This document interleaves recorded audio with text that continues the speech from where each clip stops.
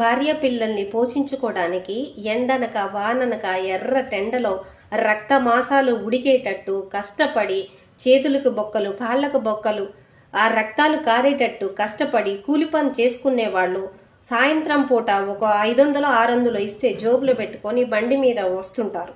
బండి మీద వచ్చేవాళ్ళు అంత దూరంలో ఒక కారు ఉంటది. అటొకళ్ళిద్దరు ఇటొకళ్ళిద్దరు sir sir sir sir sir sir పోలీసులు, రక్షక భటులు, పేదవారికి న్యాయం చెప్పేవాళ్ళు మీకు దండాలండి.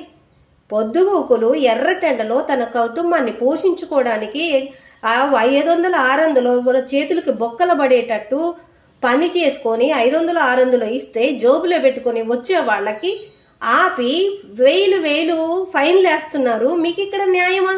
న్యాయం చెప్పే న్యాయ భటులు, రక్షక భటులు, పోలీసులు ఇది న్యాయమా? కారులలో 10 కారులలో ఉండి కేసులు బాటిళ్లు పెట్టుకొని మందు బాటిల్ పెట్టుకొని తాగి వాళ్ళని ఎవరు గుద్దుతారో తెలియదు, ఎటు యాక్సిడెంట్ వేస్తారో తెలియదు. కారులలో తాగే వాళ్ళకేమో సెల్యూట్ పెట్టి పౌండ్ సార్ అంటారు. కూలి పనులు చేసుకొని జేబులో 500 600 వేసుకునే వచ్చేవాళ్ళని ఆపి 100 ఫైన్లు వేస్తారు.